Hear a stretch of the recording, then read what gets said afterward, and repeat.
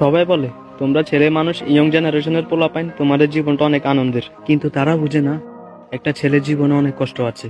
একটা ছেলে ঘরে বসে থাকলে টাইম নষ্ট করতেছে, ঘর থেকে বাইর হলে ছেলে খারাপ হয়ে গেছে, আড্ডা শিখে গেছে। যখন কোনো সমাবেশে একটা ছেলে উচিত কথা বলে তাহলে সবাই বলবে ছেলেটা একটু বেশি কথা বলে, আর যদি চুপচাপ থাকে তাহলে বলবে ছেলেটা বোকা শোকা, কোনো কথাবার্তাই বলে না। আর ঘর থেকে খরচের জন্য টাকা খুঁজলে তখন বলে তুই কবে ইনকাম করবি। আর যখন নিজে ইনকাম করে নিজের কিছু শখ আহ্লাদ পূরণ করে তাহলে সবাই বলবে বাহ সুন্দর, টাকার গরম দেখাইতেছে, টাকার অহংকার দেখাইতেছে। তারপর যদি দেশে কিছু করতে না পারে তাহলে বলবে বিদেশ চলে যা, বিদেশে অনেক টাকা ইনকাম করা যায়। আর যখন বিদেশ থেকে ফেরার সময় টাকা ইনকাম করে না আনতে পারে তাহলে বলবে এই কারণে বলছে দেশে থাক, দেশে অনেক টাকা ইনকাম করা যায়।